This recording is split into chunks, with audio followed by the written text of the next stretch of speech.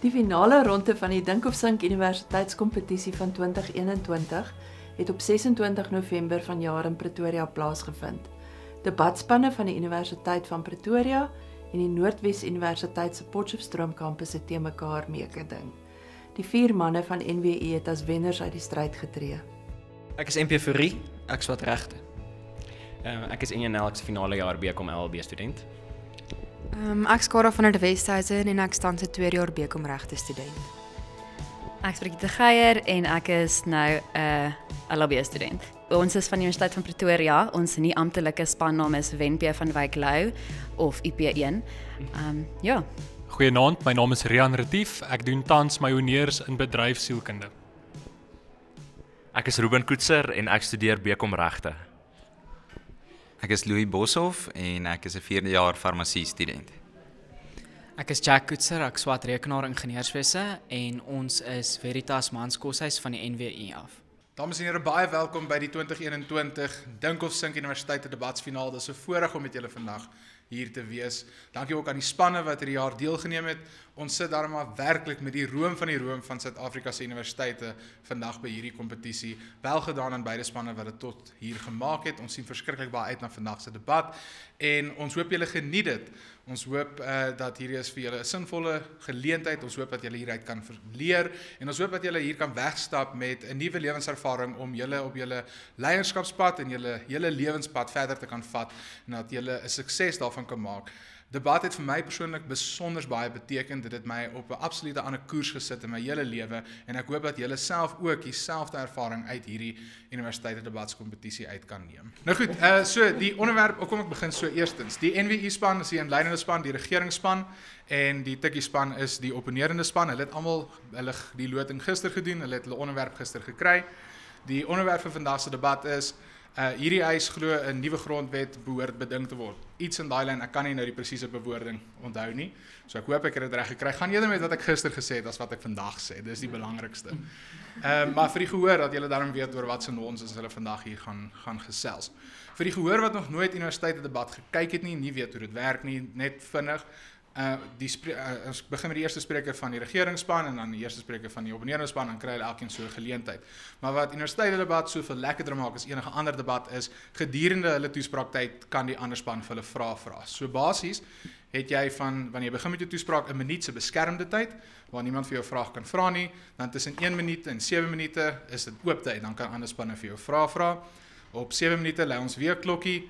Dan het jy weer beskermende tyd vir 1 minuut en dan op 8 minute moet jy afsluit en op 8 minute 18 sekondes gaan Paul daai klokkie aanhou lei totdat jy besluit dis nou ongemaklik vir jou en jy moet loop. So dis net om julle weer te herinner van die formaat en struktuur van hierdie debat. Goed, so dit is alles, vlei my storie is uit. Ek sien verskriklik baie uit na hierdie debat. Ek dink dis 'n lekker onderwerp wat julle kan praat en ek dink dis 'n onderwerp wat geskik is vir 'n landswye finaal. So ons sien vreeslik uit om na julle te luister. Okay. Die eerste spreker dan van die regeringsspan. As daar fout is met jou kar se engine, dan help dit nie om die kar oor te verf nie. Dit help nie om die spieeltjies of selfs die bestuurder te vervang nie. Die engine moet vervang word. Geagte spreker, lede van die huis. In Suid-Afrika lê die fout by ons grondwet. En daardie fout gaan alleenlik reggestel word indien die grondwet vervang word.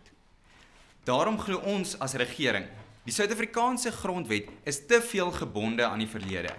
En ons glo dat 'n nuwe grondwet beding behoort te word. Die struktuur van die regeringskant van die debat gaan as volg lyk. Ek gaan eers definieer en 'n bietjie konteks skets. Daarna volg my hoofargument gefokus op die grondwet wat te veel mag aan die sentrale regering gee. Kollega Ruben gaan dan voortgaan met 2 hoofargumente.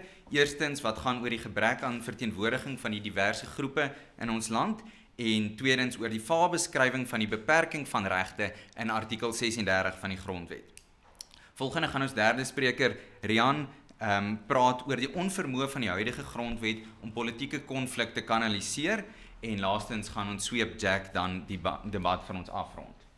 Wat die definiering aanbetref, die gesaghebende Britannica ensiklopedie definieer 'n grondwet as die versameling van leerstellings en gebruike wat die fundamentele organiserende beginsel van 'n politieke staat vorm, of in eenvoudiger taal gestel, waar alle ander wette die regering is wat met die burgery praat en sê ons, die regering sê, julle die burgers mag byvoorbeeld nie geld steel nie, is 'n grondwet net mooi omgekeerd, dit is die burgery wat met die regering praat en beperkings daaraan stel. Daarom dat dit elke keer begin met die bekende frase, we the people. Die debat is redelik normatief van aard, so die las lê nie op ons as regering om 'n model uit te lê en te verduidelik hoe ons elke ANC-LP gaan oortuig om 'n nuwe grondwet voor te staan nie, maar ons moet slegs bewys dat dit die regte en goeie ding is om te doen, en daarom lui die mosie dit behoort te gebeur. Ons antisipeer natuurlik as dat die oppositie iewers gaan sê dat net sommige ander wette kan gewysig word, maar daar's nie eintlik 'n wese fout met die grondwet nie. Maar ons hoop dis uit die definisie al duidelik dat 'n fout wat met die beperking van die regering se magte kan nie reggestel word deur die burgery se magte te verander met ander wette nie. Ek sal gou aanvaar daarso. Lede van die huis, ek wil graag vir die spreker vra, as ons hierdie bedingingsproses aanpak, hoe gaan ons verseker dat die probleme wat hy uitwys, die probleme is wat die nuwe grondwet oplos? Hierdie bedingingsproses gaan almal insluit. Ja, ons sal nou voortgaan daarmee en ek gaan sommer aan en dit doen spesifiek aan die hand van kriteria vir 'n goeie grondwet waarna ons gaan kyk. Daar's verskeie bronne, verskeie goed wat ons genoem het. Ons gaan net by 4 punte stil staan en dan sal dit daai duidelik word. Eerstens, 'n goeie grondwet moet standhoudend wees. Dit moenie van verbygaande aard wees net aan 'n bepaalde tyd gekoppel nie. Tweedens, dit moet verteenwoordigend wees van die wil van die burgery van 'n land. Derdens, dit moet 'n werkbare magsverdeling daarstel. En laastens, dit moet politieke konflik effektief kanaliseer. 'n Goeie opsomming hiervan wat ek gehoor het is, daar is al gesê dat wanneer 'n grondwet opgestel word, moet juist die slegste denkbare regering in gedagte gehou word en nie 'n goeie een nie. En dis natuurlik presies wat in Suid-Afrika verkeerd geloop het. Na 94 het almal gedink, wow, uiteindelik het ons 'n goeie regering, kom ons stel 'n grondwet op wat daarbey pas. En intussen kan 'n swak regering dit bietjie uitbuit. Voordat ek aangaan aan my hoofargument, net wil ons net noem, dit is nou al die 5de grondwet wat Suid-Afrika het, waarvan die eerste een in 1909 al aangekom het. En ek wil ook graag aanhaal 'n studie wat deur die Universiteit van Chicago se regskool gedoen is, getiteld The Lifespan of Written Constitutes, gepubliseer op 15 Oktober 2009, wat bevind het dat die gemiddelde leeftyd van 'n geskrewe grondwet slegs 17 jaar is. So ons moet nie skrik om die grondwet te verander of 'n nuwe grondwet in te bring en dink dit gaan chaos veroorsaak nie. Ek aanvaar. Meneer Speaker, sal die agbare lid asseblief vir ons net kan inlig hoekom ons nie deur middel van wysigings in artikel 74 hierdie veranderinge wat hy raak sien nie kan aanpak nie? Die probleem is, en waarby ek gaan uitkom, is die fout strek tot by die wese van die grondwet. Die hele aard van die grondwet is so deurdrenk met dinge wat bloot verkeerd is, dat dit net die beter opsie gaan wees om op 'n skoon bladsy te begin en 'n nuwe grondwet op te stel. So my hoofargument handel oor die gebondenheid aan die verlede van die grondwet wat veroorsaak dat daar buitensporige mag aan die sentrale regering verleen word.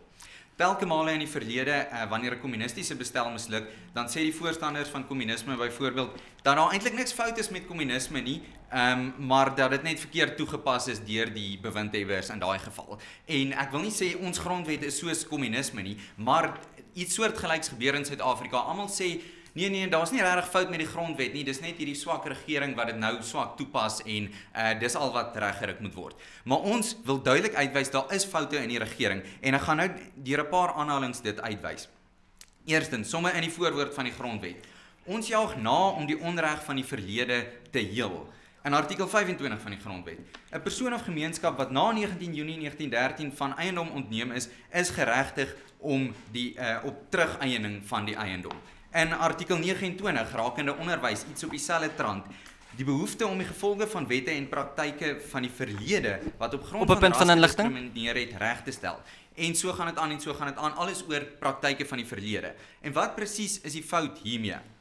Ek gaan dit aan die hand van 'n bron verduidelik. Martin van Staden, die redakteur van die aanlyn nuusplatform The Rational Standard, skryf op 5 Oktober 2017 in 'n meningsstuk getiteld The Nature of Government and the Fatal Flaws in South Africa's Constitution, dat die stryd teen die nalatenskap van apartheid as 'n ewigdurende stryd in die grondwet van Suid-Afrika ingeskryf is. Op 'n punt van inligting? Solank die huidige grondwet standhou, sal ons in wetlike terme stil staan by die tydperk net na apartheid. Na 100 jaar van nou af lui die grondwet nog steeds, ons herstel die verlede en laat dit klink asof ons net na apartheid vasgehak het. Ek gaan nie nog aanvaar nie.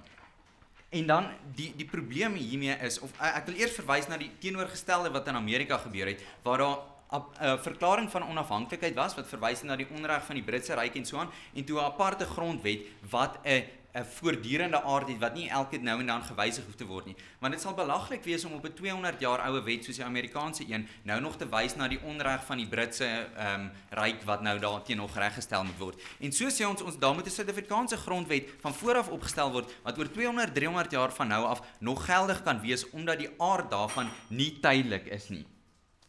Wat ons dan sien is, terwille van hierdie stryd teen die nalatenskap van apartheid wat in die grondwet ingeskryf is, word daar ook oordrewe mag aan die sentrale regering toegeken. Ons kan kyk na onderwys byvoorbeeld, daar was onreg aan onderwys in die verlede word daar gesê, en daarom moet die minister van onderwys nou kan besluit waar word privaat skole opgerig en toegelaat, wat is die tale daarvan. Dieselfde sien ons in terme van onteiening, omdat grond onteien was, moet dit nou nog deur die regering onteien kan word. En dis die logika wat in die grondwet vervat is. Dus saam met die ewigdurende stryd teen die nalatenskap van apartheid, sit ons ook met 'n ewigdurende buitensporig magdraande regering. My spanmaat Ruben sal daarop ook uitry. Die COVID-19 Grendelstaat het ook aan ons mooi uitgewys wat gebeur as 'n regering te veel mag het. Dit is so dat 'n ramptoestand alleenlik deur die parlement goedgekeur moes word, maar toe die minister van sake samewerkende regering eers daai mag verkry het, kon sy maak wat sy lus het, aanhou aanklokreëls en die een regulasie op die volgende net so instel. So ek gaan daarby moet kort knip, maar net julle laat daarmee dat die Suid-Afrikaanse grondwet gebonde is aan die verlede en daar moet 'n nuwe grondwet beding word wat minder mag aan die sentrale regering gee.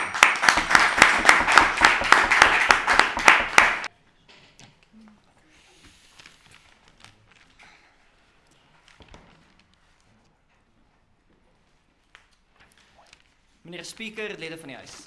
Henry Ashes het gesê die politiek is soos rolskaats. Jy gaan tot 'n mate in die rigting wat jy wil, maar ook gedeeltelik in die rigting waar die deksel se goed jou vat.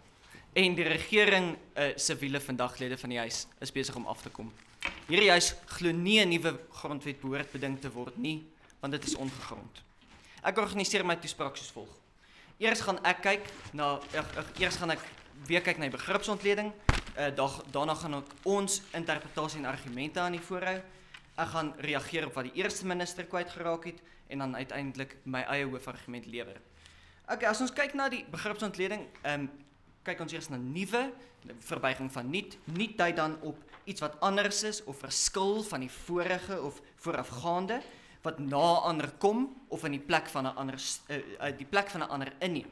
Dan grondwet, stem ons saam, ons definieer dit uit die boek deur Prof Ruitenbach en Dr Venter, verbonde aan die fakulteit regsgeleerdheid by Universiteit van Johannesburg, in hulle boek Ruitenbach Malherbe Constitutional Law, wat sê grondwet is hier 'n stel reëls wat die mees belangrike regsreëls aangaande die grondwetlike staat bevat.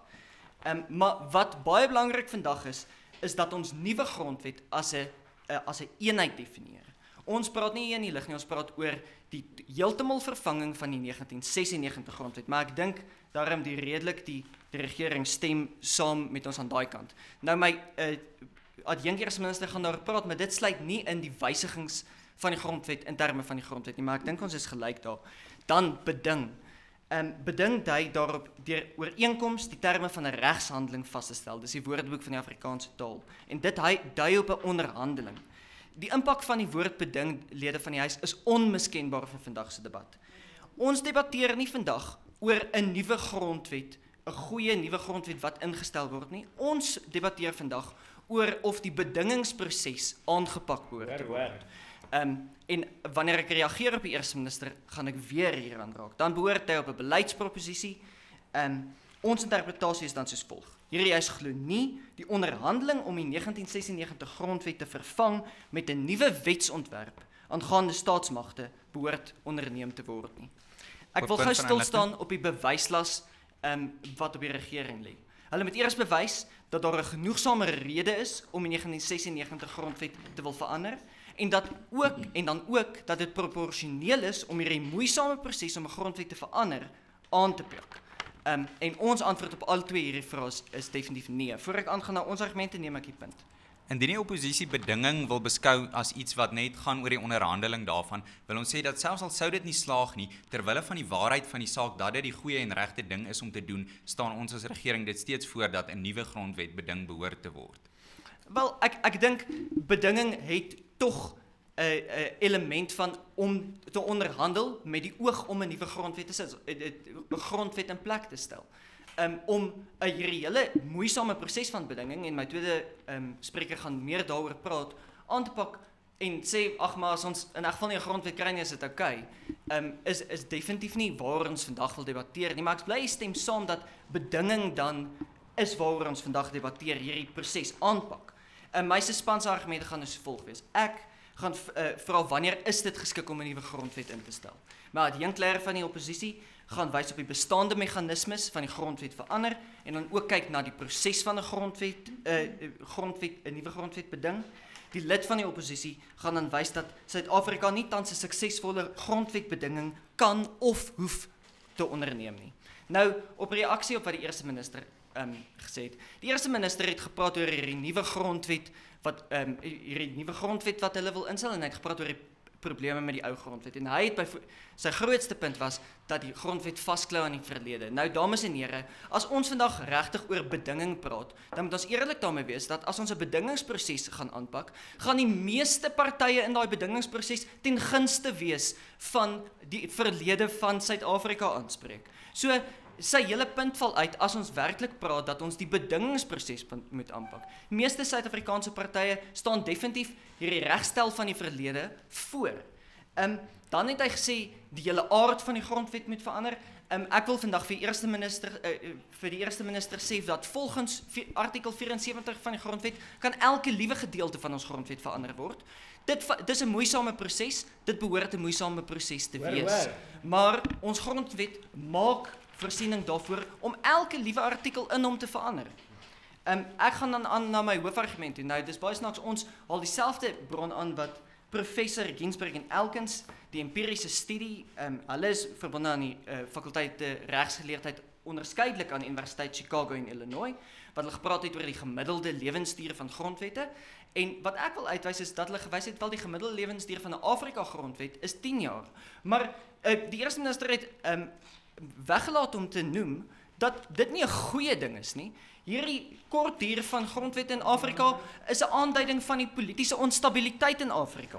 Ons is 15 jaar bo gemiddeld. Die Amerikaanse grondwet is die langsbestaande grondwet en Wes-Europese grondwette het 'n gemiddelde bestaanjaar van 34 jaar. Ek neem die punt. Madam Speaker, ek wil net graag vir die spreker vra of hy nie glo dat daar heeltyd vernuwering en verbetering moet plaasvind nie, want as jy die heeltyd met dieselfde grondwet sit, gaan jy heeltyd vasgevang wees met dit wat in daai tyd geskryf is, wat relevant was tot daardie tyd, en daar gaan geen vooruitgang om saam met die tyd te leef saamkom. Lede van die huis, ek stem saam vir vernuwing is definitief belangrik. Ons huidige grondwet maak voorsiening daarvoor, artikel 74, ons kan die grondwet wysig. Ek gaan dan aan professor Stevens, ek vra dan wanneer behoort 'n grondwet gewysig word? En professor Steven Godbaum, professor van internasionale reg en menseregte aan die Universiteit Californië, skryf in sy artikel Revolutionary Constitutionalism in 2017, gepubliseer in die internasionale joernaal vir staatsreg, dat die aanneem van 'n grondwet volg en dui op 'n herverbeelding van die samelewing en 'n staat.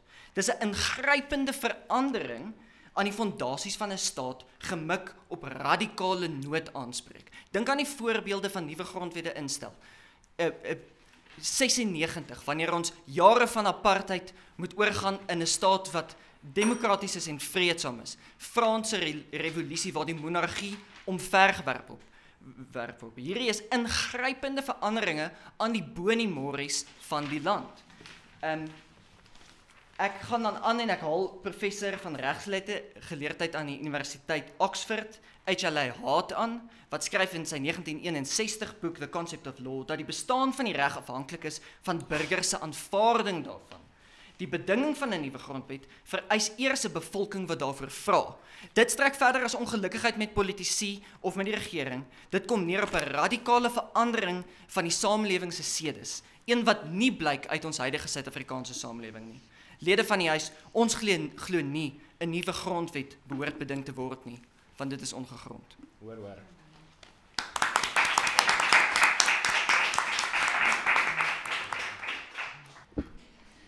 Voordat die tyd begin, wil ek net graag vra dat die beoordelaars ons asseblief nie sal penaliseer as gevolg van ons gebrek aan eenvormigheid nie. Ek is maar net 'n eerste jaar wat die tradisies van my koshuis hoog hou en die seniors respekteer, so ek vra julle sal dat julle dit ook asseblief in gedagtes hou.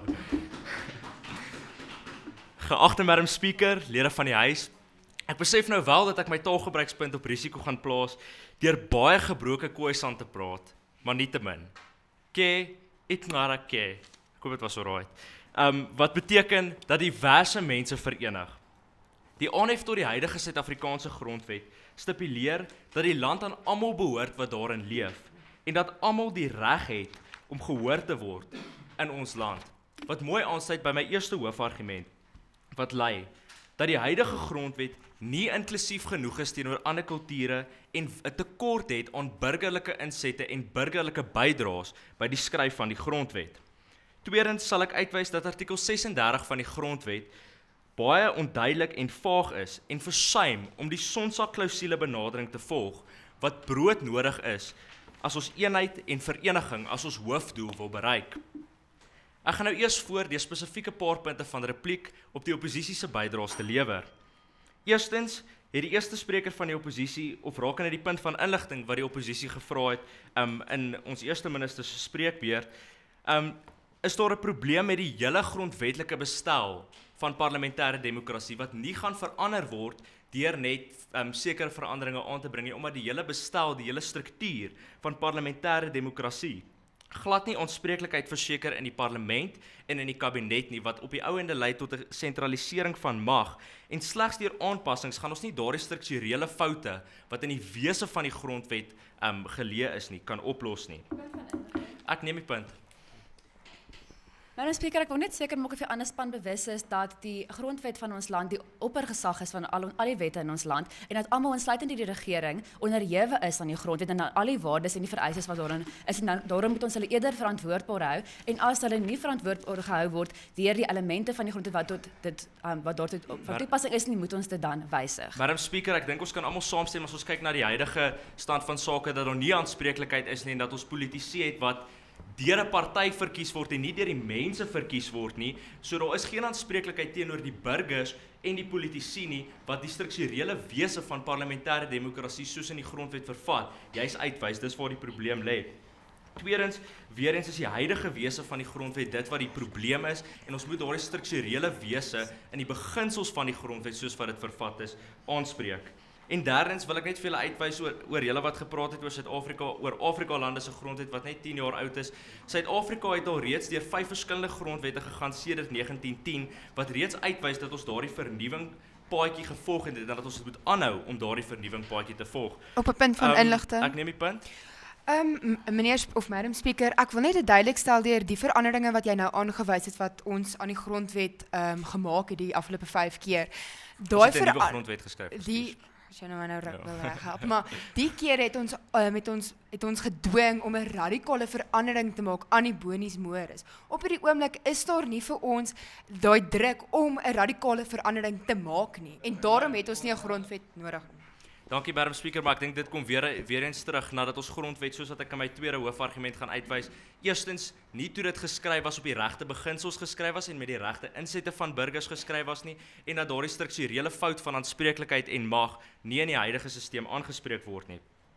Organisatories gaan ek nou vinnig kortlikse geskille rakende die ontleding van die mosie op die tafel hanteer voordat ek ons span se tweede en derde hoofargumente sal hanteer wat sal bou op ons eerste minister se desentralisering van mag hoofargument. Rakende die ontleding het ons geen geskille gehad nie. Ons wil net uitwys dat op 'n beleidsvoorstel ons nie so seer oor die praktiese aspek gaan ingaan nie, maar eerder gaan kyk na die beleid self en die impak wat die beleid gaan hê op Suid-Afrika. Dit bring my dan by die regering se tweede hoofargument, naamlik dat die huidige grondwet nie verteenwoordigend is van alle kulture en nie op die insette van alle burgers geskoei is nie. Want ons huidige grondwet is verlede georiënteerd en maak nie voorsiening vir toekomsgerigte visies nie. In sy boek, Restructuring South Africa, wat in 1996 gepubliseer is, skryf John Brewer, hoogleraar in sosiologie aan die Queen's Universiteit in Belfast, dat die onderhandelinge by CODESA slegs deur die ANC en die MP bemagtig is, wat beide hulle eie politiese agendas bevorder het en glad nie die gesamentlike doelwit van inklusiwiteit vir alle burgers op hulle harte gedra het nie. Voormalige openbare beskermer Thuli Madonsela, Op 'n punt van inligting? Ek sal later 'n punt neem, ondersteun verder hierdie argument toe sy op 2 Februarie vanjaar in 'n toespraak aan die F.W. de Klerk Stichting uitgewys het dat Suid-Afrika 'n nuwe CODESA nodig het om beter inklusiwiteit te verseker en om meer burgerlike insette te kry. Ek sal later weer punte neem om meer burgerlike inklusiwiteit te kry om te verseker dat dit 'n grondwet is wat die burgers ten volle verteenwoordig, want dit is immers die grondwet wat vir die burgers geskryf is. Dis aldus Netwerk 24 se 2 Februarie 2021 artikel Suid-Afrika kort 'n nuwe CODESA oor ongelykheid. Op 'n punt van inligting. Ek neem die punt. Lede van die huis, ek wil weet as hy so die diversiteit van hierdie nuwe bedingingsproses, klomp mense wat oor 'n klomp goeters glad nie saamstem in ons moderne politieke samelewing nie. Hoe kan hy verseker dat sy eerste sprekers se voorstel vir ons nuwe grondwet voor in dag gaan kom? Dankie Madam Speaker, ek gaan dit nou beantwoord in die volgende gedeelte van my hoofargument wat sê dat ons huidige grondwet nie inklusief genoeg is nie en nie geskoei is op ander kulture nie. Suid-Afrika hanteer kultuur as 'n baie breë begrip en gaan glad nie dieper in oor die verskillende kulture en die verskillende kulturele regte wat vereis word binne die grondwet nie. Ons sê glad nie dat die mense die grondwet heeltemal gaan oorskryf nie. Ons sê dat die insette, ek gaan nie nou nog punte neem nie, dat die insette van die burgers kernbelang moet wees in die skryf van die nuwe grondwet. Hoor. Professor Petrisa de Tooy en Chris Vollen, verbinde aan die NWI en Hong Kong se skole vir onderrig onderskeidelik, wys in hulle 11 Januarie 2010 joernaalartikel Cultural Transformation for Inclusion, a South African Perspective, uit dat die Suid-Afrikaanse grondwet kultuur net as 'n breë begrip hanteer, sonder om werklik dieper te delf in die kulturele regte. Ek gaan nie nou nog punte lewer aanvaar nie, dankie. Om sodoende inklusiwiteit en kulturele spesifieke regte te verseker. Dit bring my dan by die derde hoofargument van die regering, naamlik dat die beperkingsklausule van artikel 36 onvolledig is en werklik vaag is en versuim om die sonsak-benadering te volg wat nodig is om werklike versoening in Suid-Afrika te verseker.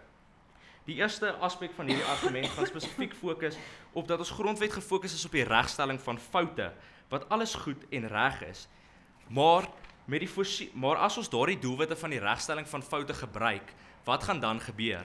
Ons grondwet is verlede georiënteer en maak glad nie voorsiening vir toekomsdoelwitte nie. Ons praat van die regstelling van foute en van die verlede, maar wat gaan gebeur as ons daardie foute van die verlede reggestel het? Dan moet ons 'n toekomsvisie en toekomsdoelwitte stel vir ons as 'n land en vir ons as burgers om te bereik. Professor Louis Creer, verbonde aan die NISA se departement operasionele bestuur, skryf in sy April 2014 artikel, South African Managers on BEE, a sunset clause may be needed, uit dat 'n sonsak-klousule wat 'n bepaling is wat bepaal dat 'n sekere wetgewing verval as die doelwit van daardie wetgewing bereik word of as sekere tyd verbygegaan het. Daarom moet ons 'n nuwe grondwet beding om 'n sonsak-klousules in te sluit vir wanneer die doelwitte van regstellende aksie en swart ekonomiese bemagtiging bereik word en dan weer 'n grondwet na die een wat die sonsak-klousules ingesluit het wat toekomsgedrewe is, want ons het 'n grondwet nodig wat vir ons toekomsdoelwitte daarstel as Suid-Afrikaners. Baie dankie.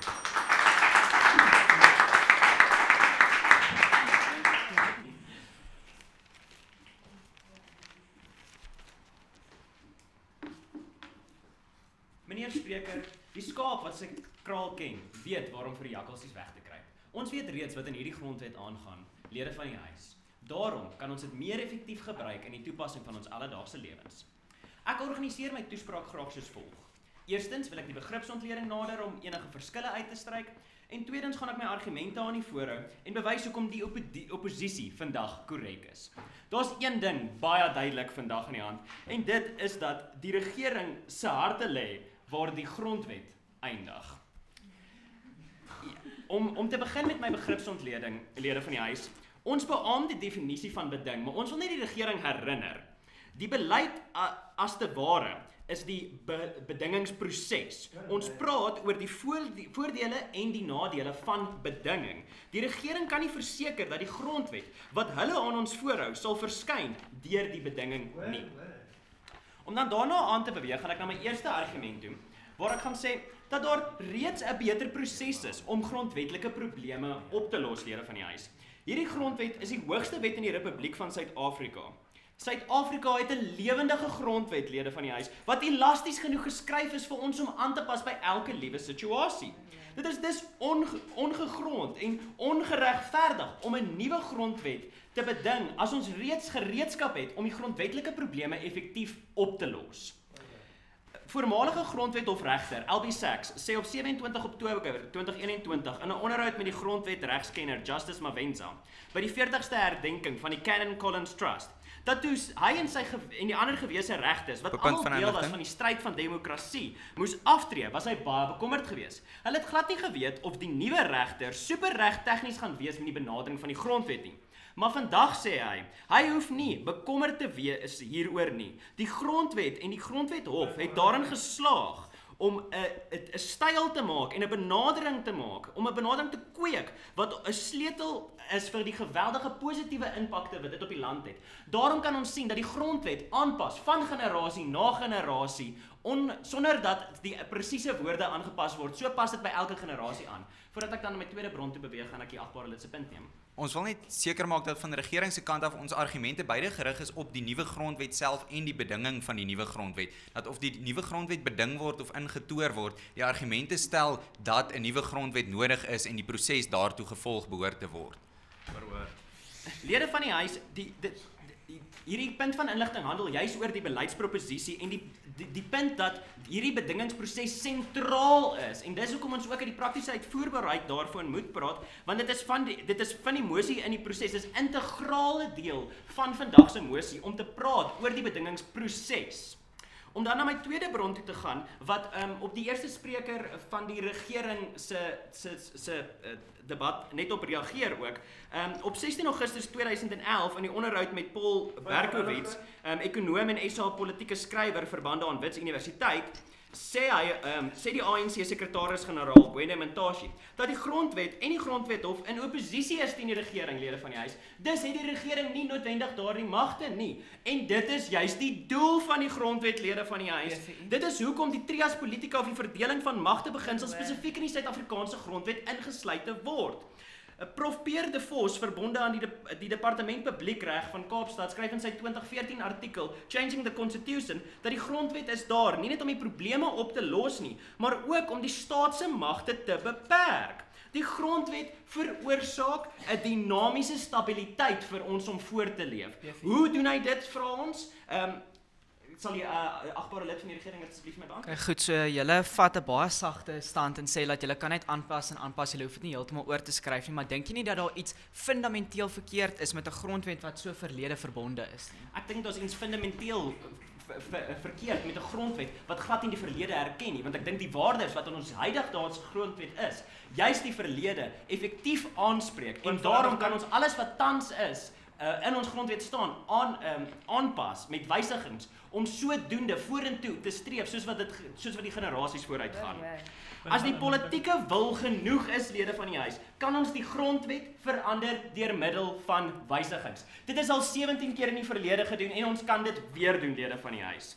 En hoe doen ons dit? Ons doen dit deur artikel 74, artikel 1 van die grondwet kan gewysig word deur 75% steun van die nasionale vergadering en ook die nasionale raad van provinsies en hoofstuk 2 en die res van die grondwet deur 2/3 van die regering. 'n Voorbeeld van hierdie proses kan ons duidelik sien in artikel 25 van die grondwet wat handel oor onteiening van vergoeding wat juis aanpas met hoe die land verander soos wat dit met tyd verander. Ja, dit duur al lank, maar dit is reg, lede van die huis. Dit moet lank duur. Hoekom? Sodat die regering nie net enigiets kan verander soos hulle wil nie, sodat die mense van Suid-Afrika ook ons opinie sodoende kan lewer. Voordat ek dan na my tweede argument toe gaan, neem ek die agbare lid se punt. Goed, so julle plaas baie klem op aanpassings wat aan die grondwet gedoen kan word, maar ek wil graag weet, as daar te veel aanpassings is, gaan dit net sowel op 'n verandering neerkom.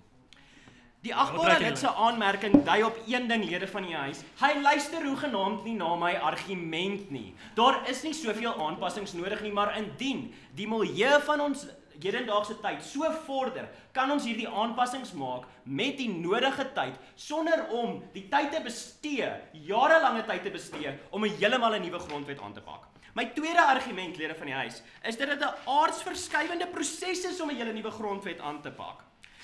Prof Bernard Bekend, verbonde aan die Universiteit van Pretoria, Departement Publiekreg, skryf in sy 2004 artikel Balancing Constitutional Stability and Flexibility dat die 1996 grondwet verskeie grondwetlike bepalings inkorporeer wat 'n impak het op die hele regsraamwerk en al die mense van Suid-Afrika. Die verandering daarvan kan ons maak of breek, maar dit ons is nie bereid om daardie kans te vat nie.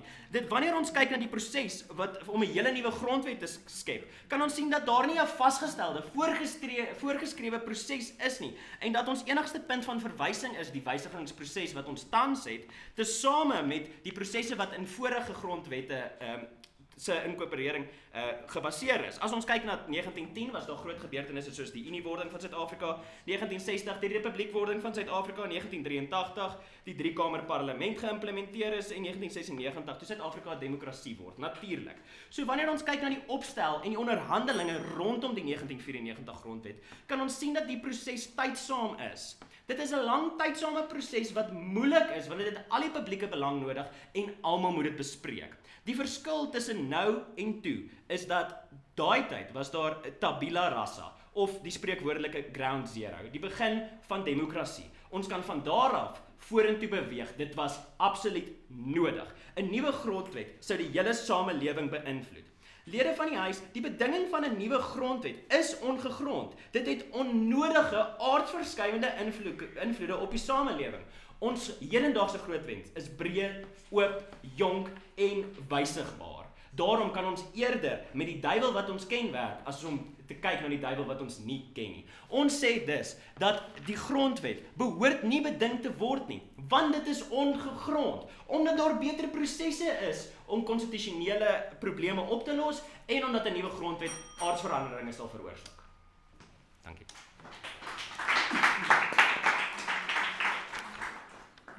Goed, so ek wil begin met 'n bekende sêding van Thomas Sowell wat gesê het: niks is ooit erg genoeg dat politiek dit nie kan vererger nie. En my argument gaan rondom die volgende gaan, dat die grondwet is tans nie effektief daarin om die politieke konflik te kanaliseer wat ons in die land sien nie. Inteendeel, dit is besig om hierdie konflik aan te vuur.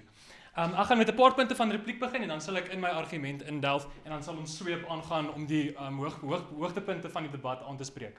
So ek wil net begin, my repliek gaan kort wees. So julle het gesê, die vorige spreker het baie goed gepraat, baie aanpassings gepraat. Hulle het vir ons baie goeie redes gegee oor hoekom 'n grondwet daar behoort te wees. Tog het hulle nie vir ons gesê hoekom die huidige Suid-Afrikaanse grondwet noodwendig daar hoef te wees nie. Ons stem saam 'n grondwet is nodig, maar ons stem nie saam dat die huidige grondwet so effektief is soos wat hy kan wees nie. Inteendeel, met die vorige twee sprekers aan ons kant, my kollegas het bewys hoekom hy nie effektief is nie en hoekom daar fundamenteel fout is en dat hierdie fundamentele foute nie net aangepas kan word om reggemaak te word nie, maar eerder oorgeskryf moet word en beter gemaak moet word. Goed. Dan wil ek dit ook op sy analogie aangaan. Hy het gepraat van die skape in die kraal, maar op hierdie stadium, soos wat ek nou vir julle gaan bewys, is die skape in die kraal self klaar korrup. Hulle het self klaar 'n kleurverandering ondergaan. Dit gaan nie effektief wees die dinge wat hulle aangespreek het nie. Ek sal aanvaar. Lede van die huis, hy sê hulle het vir ons bewys dat dit deur 'n hele nuwe grondwet en nie deur wysigings kan verryk kan word nie, maar hulle het dit nie bewys nie. Hulle het nie vir ons gesê hoekom wysigings nie hierdie probleme kan oplos nie. Ons het dit bewys, maar ons sweep sal vir jou mooi kom sê hoe ons dit bewys het. Jy mooi kom herinner. Okay, so ek gaan aan my argument toe. Die grondwet is tans nie effektief daarin om politieke konflik in die land te kanaliseer nie. Inteendeel, dit is besig om hierdie konflik aan te vuur. So ek wil opbegin met dieselfde professor wat ons vroeër gehad het, maar ons gaan hom nou gebruik om ons argument te staaf. Professor Tom Ginsburg wat van die Universiteit van Chicago sê in die artikel Assessing the Performance of the South African Constitution in 2016. Daar stel hy ook 4 dinge bekend wat hy sê, hoe kan ons evalueer of 'n grondwet effektief is? En een van die kardinale dinge wat hy aanraak is om te sê dat 'n effektiewe grondwet kan bepaal word deur te kyk of dit politieke konflik binne 'n land kanaliseer. En as ons kyk na die huidige stand van Suid-Afrika, kan ons vir ons afvra, is daar tans in die land 'n ordelike politieke konflik en word hierdie konflik gekanaliseer? Die antwoord hierop is nee. Volgens Linda Gevitas, 'n politieke ontleder, skryf sy op NBC News en webtuiste in die artikel After protests and looting tear through South Africa, the nation wonders, what's next? Op 2 Augustus 2021 die volgende, dat plundery wat ons gesien het in die land, vroeër in die land, as ook geweld en skade, as ook proteste wat al in die laaste 10 jaar veral plaasvind, alles politieke oorsprong het. Dit is as gevolg van politieke partye. Die erns van die saak is, soos wat ons almal weet wat nuus lees, hierdie politieke proteste, ek sal nou aanvaar, hierdie politieke proteste is reg ernstig, want daar's baie mense wat doodgaan, daar's ekonomiese impakte, kykend na die lotings, en oor die algemeen is dit net verwoestend vir die land. Ek aanvaar. Nou spreker, ek wil net graag hoor hoe 'n veranderde grondwet of 'n nuwe grondwet die politiek gaan aanspreek. Kom ons vat die mees onstuimige artikel 25. Gaan hulle hom uitskryf, gaan hulle die EFF se weergawe insit, gaan hulle die Vryheidsfront Plus se weergawe insit? Hoe gaan hulle dit minder polities maak? Is Suid-Afrika nie maar van nature polities nie? Die hele ding van die grondwet is tans dat dit gebou is op politieke partye. Soos wat ek nou gaan verduidelik, kom ons kyk, ons het gesien wat ek het nou verduidelik wat tans gebeur. Wat is veronderstel om te gebeur? Dit gaan dalk jou vraag antwoord. So, wat was die doel van die grondwet om politieke partye om konflik te kanaliseer? So, in enige samelewing is daar konflik, in enige samelewing sien ons dat mense nie saamstem oor dinge nie. Hierdie geskille kan kom van kulturele agtergrond, van waardes wat verskil. Baie dinge in 'n samelewing lei tot verskillende opinies. Dis juist waar die grondwet ingekom het, om hierdie verskille te kanaliseer en politieke partye te stig. Die doel van politieke partye was om hierdie konflikte ordelik te hanteer, en die grondwet het dit ingestel, dat in plaas van dat almal hulle eie dinge en hulle eie dinge gaan, dat hulle kan affilieer met 'n politieke party, of waarmee hulle self kan staan, en 'n spul mense saam kan staan, dit was veronderstel om orde te handhaaf. Wat ons tans in die land sien, daar is nie orde nie. Dis is hierdie hele maatstaf, hierdie hele massiewe gedeelte wat reg deur die grondwet plaasvind, val plat, want dit is nie effektief nie, want die politieke onrus en die konflik in die land ontstaan van politieke partye. Ek aanvaar. Meneer Spreker, die agbare lid se argument is lagwekkend en sonder enige sin. As daar so baie politieke konflik is, hoe moet ons almal saamstem op 'n nuwe grondwet, om 'n nuwe grondwet te skryf? Hoe gaan ons daardie suksesvol en sinvol oplos? Wel, as die probleem die politieke partye is, soek jy nou oplossings buite die politieke partye. Wat dit is nie ter sprake nie. Die feit is dat ons kan bewys, die huidige stand van sake werk nie, en dit moet verander word. Dis al wat ons vandag hier hoef te bewys. So, ek gaan aangaan nou vir eens. So, die doel basies van politieke partye was om 'n samelewing van opinies almal saam te staan, of almal in 'n georden saam te staan. Soos gestel in Gevitas wat ek vroeër genoem het, sy artikel, is dit in hierdie geval in Suid-Afrika nie. Daar's juist konflik wat uit politieke partye ontstaan. Hulle veroorsaak die konflik, en dit is die probleem fundamenteel tot die grondwet. Dit is so, want soos ons kan sien, om 'n voorbeeld uit die grondwet uithaal, in artikel 19.1b, politieke partye kan dade, tradisies en uitvoerings hê wat eie aan die party is. Hulle kan aktiwiteite doen wat eie aan die party is. Dis as die EFF sê ons betoog en ons het ding, dit is ons ding van ons party, is dit gegrond. Daar's 'n gaping of 'n agterdeur wat op 'n punt van inligting wat gebruik kan word. Net om te sê wat in die grondwet staan, enige iemand kan 'n politieke party stig en almal kan daaraan deelneem.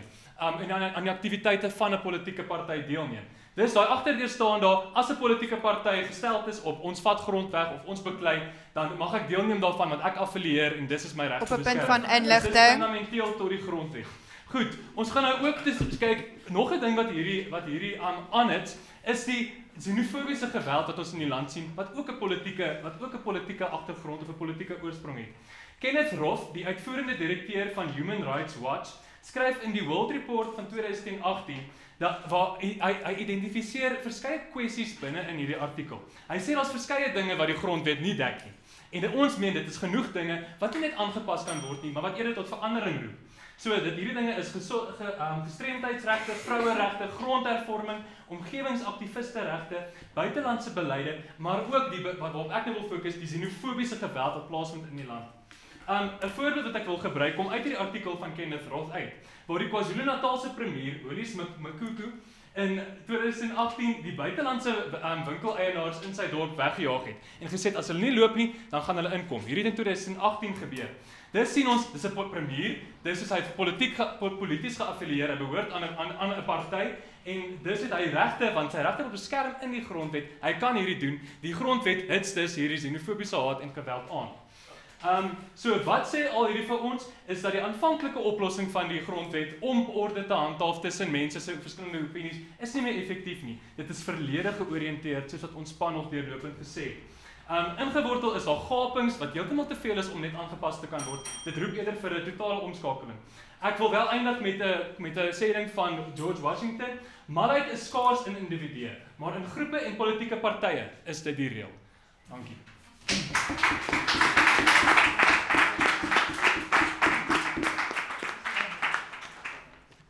Meneer Speaker, lede van die huis. Ons die mense van Suid-Afrika glo dat Suid-Afrika behoort aan almal wat daarin woon, verenig in ons verskeidenheid. En dis waarom ons vandag sê, ons wil nie 'n nuwe grondwet hê nie, want dit gaan nie Suid-Afrika se probleme oplos nie. Daarom glo hierdie huis dat 'n nuwe grondwet behoort nie beding te word nie, want dit is absoluut ongegrond. Lede van die huis, ek organiseer vlugtig my toespraak voor die regering heeltemal na die mat onder Suid-Afrika wil ruk met hulle nuwe grondwet. Ek gaan eerstens stilhou nog steeds by die bewyslas en dan gaan ek die staatssekretaris aanval. Tweedens gaan ek ons span se laaste argument aan die huis voorhou en dan laastens gaan ek my leier van die oppositie en die adjunkt leier van die oppositie se argument versterk en weer eens duidelik maak. Nou, meneer Speaker, daar is geen verskille oor sekere begrippe nie, maar ons wil juist weer dit net duidelik maak. Die bewyslas is nog steeds op die regering om vir ons te wys waarom is hierdie proses nodig en sal hierdie proses regtig sinvol wees. Verder het hulle heeltyd uit hulle vrae gevra en gesê dat aanpassing tot 'n heeltemal 'n nuwe grondwet gaan lei. Nou die grondwet is juis 'n instrument om aanpassings toe te laat. Die aard van die proses verskil en dit is wat uiters belangrik is vandag. Voordat ek aangaan, vat ek 'n punt. Ons is bly om te sien dat die vrouevereniging se afsluiting ook nou kan begin. Maar ons wil net herinner dat die regering het gestel dat daar fout is met die grondliggende filosofie van die grondwet en ons het nog nie van oppositie gehoor hoe wysigings aan enkele los artikels daardie grondliggende filosofie gaan verander sonder 'n nuwe grondwet. Hoor. Ek gaan dood eerlik met jou wees, maar daai sinnetjie van julle is al holrigery. Ons het al menigmaal gesê dat die grondwet juis 'n instrument is vir wysigings en om 'n hele nuwe grondwet te skep gaan heeltemal onnodig wees. Ek gaan nie na jou punt vat nie. Verder die staatssekretaris vandag gesê dat die grondwet is nie effektief daarin om politieke probleme op te los nie. Nou vra ek vandag vir jou, wil jy hê dat jou onbekwame regering vir jou 'n nuwe grondwet gaan gee? Waar is die waarborg dat die nuwe grondwet konflik heeltemal gaan uitskuif? Ek bedoel, as ons nou 'n nuwe grondwet gaan skep, gaan jy doodseker wees dat konflik heeltemal uitgeskuif gaan word. En verder vra ons dat julle argument reg in ons skraal val, want julle sê ons moet 'n nuwe grondwet skep, want juist dan gaan almal saamstem en almal gaan ingesluit word. Maar ons wil sê Suid-Afrika se mense stem juist nou saam met die waardes van die grondwet. Ons is oor niks so seker soos die waardes in die grondwet nie. As ons 'n nuwe grondwet gaan skep, gaan alles in chaos wees en dan gaan juist nie waardes wees waar ons stem nie. Ek vat die punt. Goed. Ek wil net vra, kan jy die huidige stand van sake as kyk na die konflik wat in die land plaasvind, lyk dit of daar 'n samesyn is van saamstem? Dis nou juist hier waar ons wil sê dat die grondwet is juist daar om die waardes van hierdie mense op te pas. As die grondwet nie meer daar is nie, wat se waarborg gaan nou wees dat hierdie waardes gaan opgepas word? Ek bedoel die huidige stand van sake is juist, die grondwet is juist daar om die mense se waardes te beskerm. Nou, laaste punt wat ek gaan neem. Madam Speaker, ek wil net eerstens uitwys dat ons met die nuwe grondwet glad nie die grondwet heeltemal gaan wegvat soos wat die spreker nou uitgewys het nie. En ek wil ook net verder uitwys dat julle praat oor die bedingingsproses van die grondwet wat die probleem gaan wees, maar met wysigings gaan daar dieselfde bedingingsproses plaasvind en daar dieselfde probleme wat nou opduik gaan ook geskied. En julle het ook erken dat daar fundamentele probleme is met die grondwet inherent So, hoe gaan ons daardie probleme aanspreek? Ons hamer weer daarop dat die grondwet 'n instrument is vir wysigings en dat hierdie hele bedingingsproses onnodig gaan wees. Selfs die mees radikaalste groep in ons land, die EFF, wil nie eers die grondwet herskryf nie. Hulle wil net sekere hulle dring op sekere goed wat juis klaar in die grondwet is. So die wysigingsproses is juis die beste oplossing vir ons op hierdie oomblik.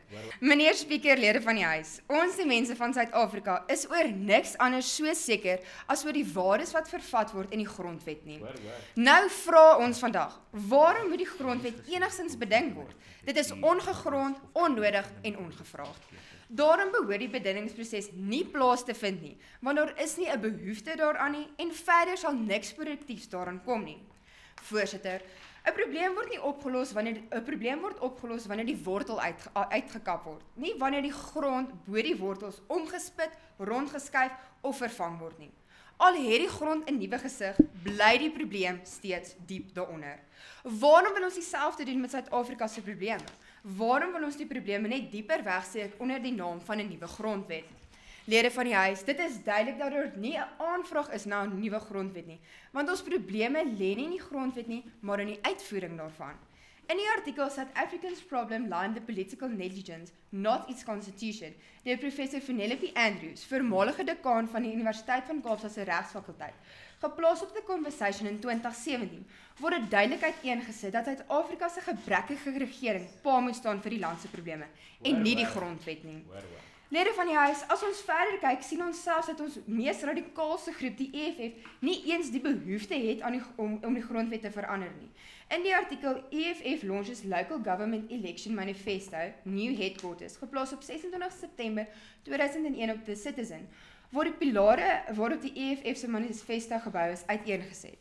Die EFF dring net daaraan dat die artikel 25 van die grondwet gewysig moet word om sodoende grondonteiening sonder vergoeding 'n groter werklikheid te maak. En verder dring hulle daaraan op kwaliteit onderwys, gesondheidsorg en behuising. Lede van die huis, die versoeke is reeds in die grondwet. Ons regering kan dit net nie uitvoer nie. Ek vra weer, waarom wil ons Suid-Afrika se probleme dieper wegsteek onder 'n nuwe grondwet? Tweedens, meneer Speaker, lede van die huis, wanneer twee magnete se noordpole of suidpole na mekaar toe wys, vorm daar afstootskrag en die magnete sal nooit by mekaar uitkom nie, tensy een van pool verander. In Suid-Afrika sit ons met dieselfde probleem. In Suid-Afrika sit ons met 'n regterkantse groep en 'n linkerkantse groep wat se noord- en suidpole na mekaar toe wys. Die Suid-Afrikaanse magnete sal nooit by mekaar kan uitkom nie en ons is seker dat nie een van pool gaan verander nie. Selfs al stem die groepe in Suid-Afrika se politiek saam om 'n nuwe grondwet te skryf, is die bedingingsproses van staanspoor af al onsuksesvol, want daar is nie samehorigheid in ons groepe nie. In die artikel Economic Rights Lessons from SA deur Sandstein, regsprofessor verbonde aan die Harvard Regsskool, geplaas op John M. Law and Economics Working Paper in 2018, besing hy die lof van die 1996 grondwet. Waar die meeste gronde wêreldwyd behoudend is Suid-Afrika 'n perfekte voorbeeld van 'n transformatiewe grondwet. Die grondwet is stabiel, tog dinamies. Meneer Speaker, lede van die huis, moenie die probleme dieper onder die grond begrawe nie en jy moenie begin krap waar dit nie heuk nie. 'n Bedingingsproses moet juis nie nou plaasvind nie. Ek versterk graag en dui daarop uit dat hulle weer gevra het oor die bedingingsproses en ons het dit duidelik gemaak dat ons vandag juis oor die bedingingsproses moet praat. Hulle het gesê dat verbetering moet plaasvind en ons gaan so vernuwing bereik, maar ons sê juis die grondwet skep ruimte vir wysigings. Verder het my adjunkleier van die oppositie gesê, het hulle gevra, hulle het ewe skielik gespring na die proses en ag geneem moet word, maar ons sê juis, gaan hierdie proses sinvol wees en nodig. Verder het hulle ook gehamer, ons moet aanpas,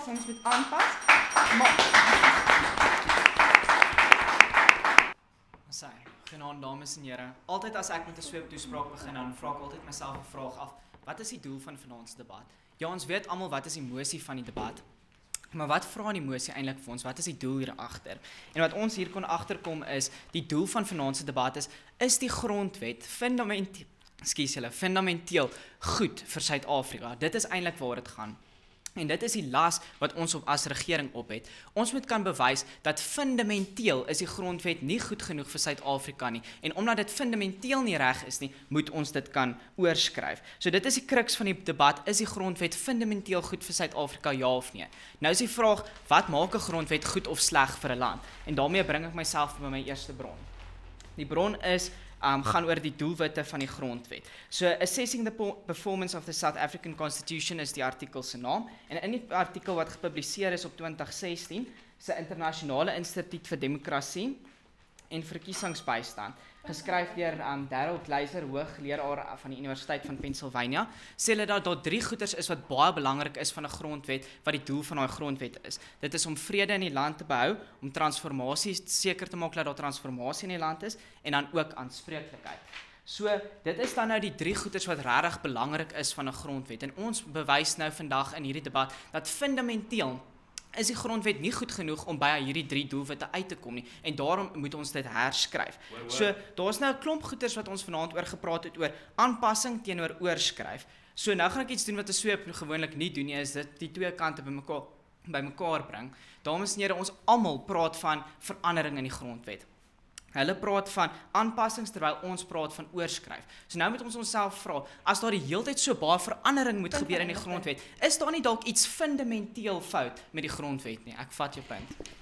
Maar dan spreek my vraag het sommer laaste minuut daar verander. Ons wil net uitwys dat daardie kant van die huis is die wat sê dat daar met elke liewe artikel iets fout is. Ons sê nie dit nie. Ons sê die grondwet is redelik goed. Daar's 'n paar goed wat moet verander. Selfs die EFF wat so dramaties is, wil net 1 of 2 goed verander. So ons sê nie daar's 1000 goed moet verander nie. Ons sê wanneer dit moet verander is die grondwet elasties genoeg. So ons praat oor aanpassing teenoor oorskryf. Ons sê dat fundamenteel is daar iets fout met die grondwet, en daarom kan 'n paar aanpassings nie goed genoeg wees hiervoor nie. So hoekom sê ons dat daar fundamenteel iets fout is met die grondwet? 2 hoofgoeders waaroor ons vandag in die debat gepraat het.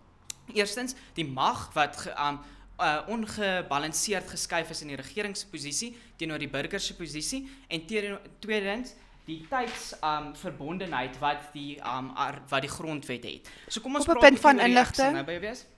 Kom ons praat 'n bietjie oor die magsverdeling. So Louis en Ruben het baie daaroor gepraat. Hulle het gepraat oor dat hoe die grondwet fundamenteel geskryf is daar baie mag gegee aan die regering in terme van onderwys, hoe die parlement gekies word, grondonteeneming, inperkings, en dan nou artikel 36. So daar word baie mag gegee aan die regering in die grondwet fundamenteel.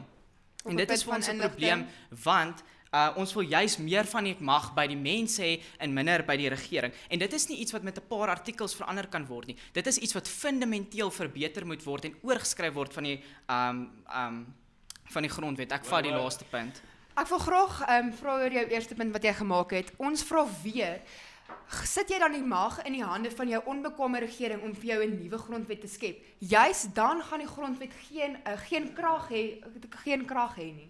Okay, so eerstens ons sê nie dat die regering alleen die grondwet moet oorskryf nie, ons wil juis meer mag gee vir die mense.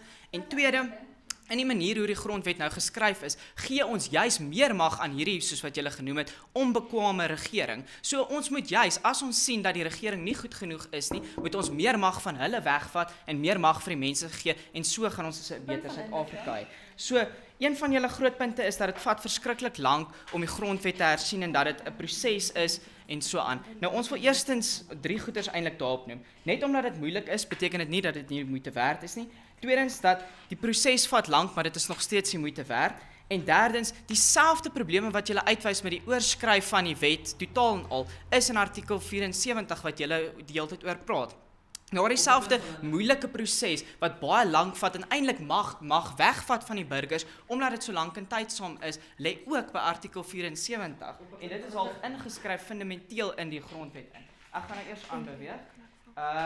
Okay, goed. So die tweede groot probleem wat ons met die grondwet het, wat fundamenteel is, en dit word omtrent 40 keer genoem in die grondwet self, is die tydafhanklikheid van die grondwet. So dit verwys die heeltyd terug na verlede toe, en as mens kyk na baie ander grondwette van baie ander lande, praat dit nie noodwendig oor die land se verlede nie, maar eerder oor sy toekoms. Ons as 'n span het regtig 'n visie vir Suid-Afrika. 'n visie punt van inligting verby beweeg, van hierdie verlede van Suid-Afrika. Maar ongelukkig fundamenteel hou die regering of die grondwet ons terug daarvan. So toe ek nou vir 'n PVI gevra het vir ons oppositie, toe vra ek moet die grondwet nie uiteindelik aanbeweeg van hierdie. Toe sê hulle nee, dit moet altyd ingeskryf wees in die grondwet en ons stem glad nie daarmee saam nie.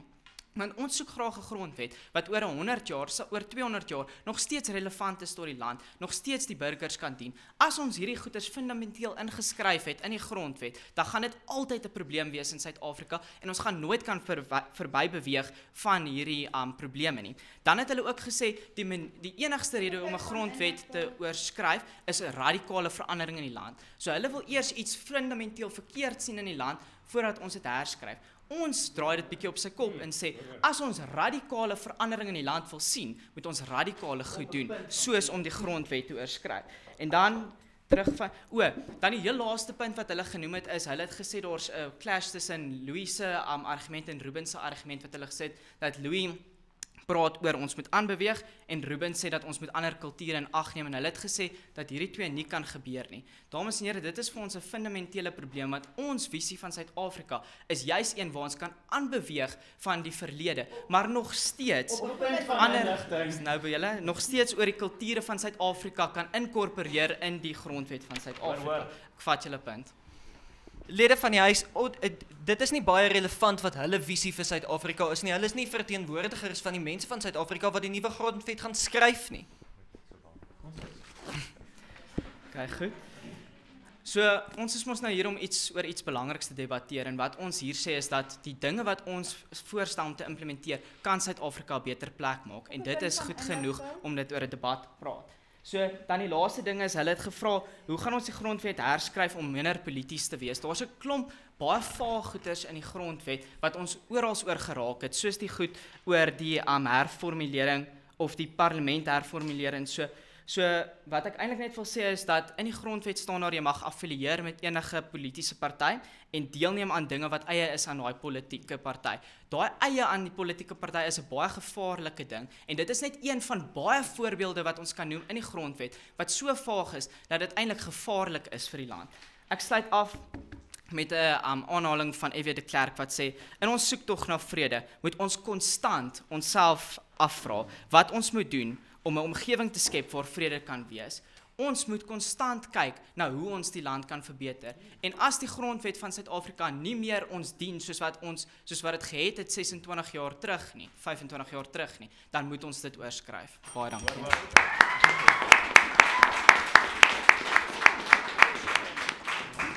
Meneer Speaker, lede van die huis. Ek sluit graag vandag se debat af in die wyse woorde van voormalige SAL raadslid Jake Kwanana se woorde voor die Sonderkommissie. As my dogter vetkoeke verkoop en iemand langsaan verkoop ook vetkoeke, hoekom sal ek langsaan gaan vetkoeke koop? Selfs al het ek 'n uitdaging met haar, sal ek eerder vir haar sê, gebruik meer bakpoeier, gooi dit by, vat dit weg. Maar ek sal seker maak dat sy dan vir die bevredigend vir die verbruiker is. Suid-Afrika se huidige grondwet is net 'n vetkoek wat nou en dan so 'n bietjie meer kaas en stroop nodig het. Maar die vetwet om die hele resep te gaan oorskryf is eenvoudig onnodig. Daarom sal die oppositie vandag sê dat ons voet by stuk staan dat 'n nuwe grondwet nie beding moet word nie. Wat die vulsaas van my toespraak betref, sal ek vandag afsluit deur vir oulaas enige gerede kwaalwil rondom die begrippe uit te stryk, my mede-oppositielede se argumente te versterk en ten slotte die logiese spronge en lekplekke aan hierdie kant van die huis vir die uit te klaar. Wat die begripsontleding betref, wil ek graag stil staan by net hulle verstaan van die grondwet en sowel as die fondamente van die grondwet. Ons wil net hier uitwys dat hulle sê die grondwet is uitsluitlik geskiedenisgedrewe. Voormalige hoofregter P.S. Langhout het aan ons uitgewys dat ons grondwet 'n brug is. Ons kyk na die verlede om 'n brug te bou om oor te gaan na die toekoms. En dis hoef hulle nie te wonder of te bekommer oor die fondasies nie. Hy's daar, hy's goed, hy's reg. Ek neem die punt. Okay, as die grondwet so 'n goeie brug is, hoekom is daar so min sonsaklausule is daarin en hoekom is daar nie 'n plan om dit te herskryf op die einde nie? Lede van die huis, daar is 'n plan, daar's wysigings en daar is interpretasie deur die howe wat ek ook sou aanraak. Sê daar's niks in die grondwet wat ons niks aan kan doen nie. As hulle so bekommerd is oor die sonsaklausule dan wysig ons om. Wat die bewyslas betref, is die eerste punt van die bewyslas dat ons moet sê is 'n bedingingsproses nodig en dan is die tweede punt wat ons uitgewys het, is so 'n bedingingsproses sinvol. En hierdie kant van die huis wou vandag eenvoudig net nie daaroor praat nie. Wat dan my eie span se versterking betref, begin ek met die leier van die oppositie MP wat aan ons bewys het ons eers moet kyk wat regverdig die vervanging van 'n grondwet. Vra die regering daarna is die eerste vraag en tweedens is daar 'n ingrypende verandering in die Bonnie-Morris. Kara het aan die bewys dat daar nie genoegsame aanvraag is nie en jy het ook daaraan geraak. Wat dan die ingrypende verandering betref, het wil ons eers sê ons is nou in 'n demokrasie. Ek weet nie waartoe hulle nog verder wil spring van 'n demokrasie. Ons geen ingrypende probleme tans nie. Wat ons wel ook sê is dat 'n grondwet is elasties genoeg om die bestaande prosesse aan te pas by die veranderende behoeftes van ons samelewing en daarom kan ons nie die grondwet wortel en al op die kompos opgooi vir geen goeie rede nie, dis ongegrond. Ek neem die tweede punt. Madam Speaker, ons wil net graag uitwys dat die grondwetlike struktuur van die parlement en die kabinet geen aanspreeklikheid verseker nie en dit is daardie aanspreeklikheidsprobleem wat ons juis wil aanspreek met die verandering van die grondwet spesifiek, want die fundamentele grondwetlike struktuur van die grondwet is nie meer van toepassing nie. Argument dan wanneer ek die belangrike konsepte van die oppergesag van die reg en die skeiding van magte bespreek, hou net 'n oomblik vas, ons is op pad soontoe. Dan kom ek dan by my versterking van die adjunkleier van die oppositie en jy wat gesê het dat daar reeds beter prosesse in plek gestel is soos wysiging en interpretasie deur die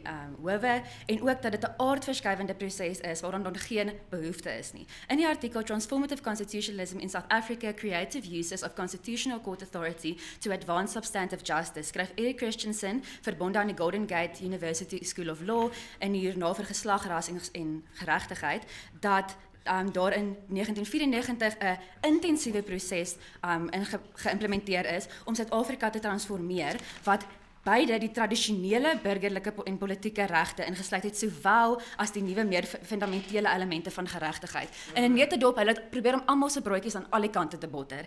Dit was 'n uiters intensiewe proses en deur dit het ons 'n grondwet gekry wat ruim regtelike interpretasie toelaat, uitgebreide regstellende kragte, breë jurisdiksie en permissiewe toegangsreëls. Ek weet nie waarvoor ons meer kan vra in die lede van die huis.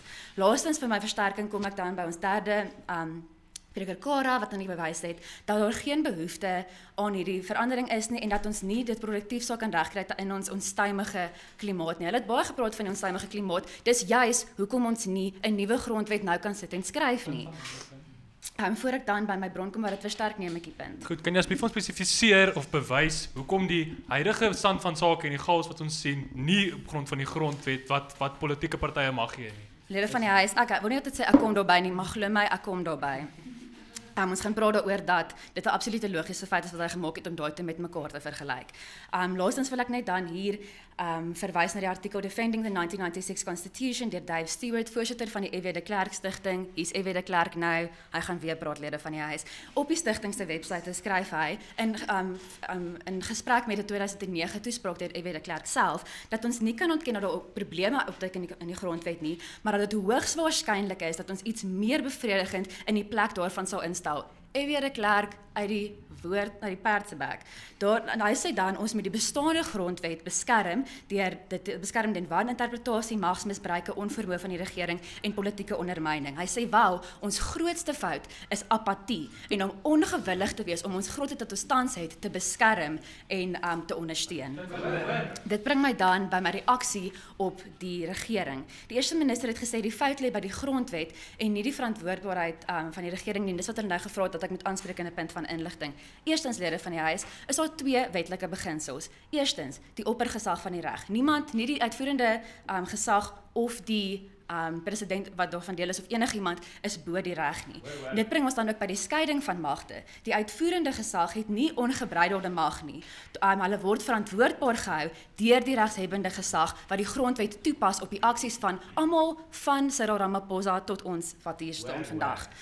Tweedens wil ek ook uitwys dat die grondwet is 'n normatiewe dokument. 'n Stuk papier kan niemand aktief verantwoordbaar hou nie. Dis nie die werk van die stuk papier nie. Die stuk papier bied die struktuur waarin die regshebbende gesag en selfs die vervolgingsgesag om die almal in die land dan verantwoordbaar hou. As hulle 'n nuwe grondwet wil instel, gaan hy nog steeds 'n normatiewe dokument. Hy gaan dieselfde mag hê, selfde probleme gaan opduik, lede van die huis. En hierdie is dan uitgelig in professor Koos Malan se artikel Die verswee verandering van die konstitusie in tydskrif van Geesteswetenskappe in 2018. Dan het die eerste adjunk eerste minister gesê dat daar 'n tekort aan inklusiwiteit in ons grondwet is, lede van ek dink uit die handvet van menseregte 'n bietjie misgekyk. Maar hulle het gesê kyk na die verlede en nie die toekoms nie, maar ons sal hier uitwys die grondwet kan nie denkbaar elke liewe kulturele aspek van ons land gaan spesifiseer nie. Dis nie die werk van die grondwet nie. Hy bied 'n breë en effektiewe beskerming van kulturele regte aan en dan kom die hof en dan sê in hierdie spesifieke situasie was dit gerespekteer of nie gerespekteer nie. Ons kan nie so gedetailleerde dokumente hê nie. Laastens het die staatssekretaris gesê dat dit konflik aanvuur, maar lede van die huis kan ek vir julle sê as 'n tutor in filosofie is hierdie 'n post hoc ergo propter hoc logiese fout. Hulle sê Suid-Afrika het 'n grondwet, Suid-Afrika het betogings, Suid-Afrika se grondwet is die rede vir ons betogings. Dit is bog lede van die huis. Die grondwet stel wel 'n raamwerk saam waarin ons hierdie mense verantwoordbaar kan hou, maar 'n grondwet kan nie mense veroorsaak om meer of minder polities te wees in 'n land nie. Dit bring my dan by die slot van my toespraak, waar ons net hieroor uit is dat hulle vandag in die pylvak die tweede deel van die bewyslas misgekyk het deur te sê dat deur die hele bedingingsproses en die komplekse natuur daarvan mis te kyk en te ontken. Lede van die huis, of jy nou dink die grondwet is so dom soos grond of grondverskuivend is een ding 'n feit. Om die hele nuwe grondwet te skryf is ongegrond.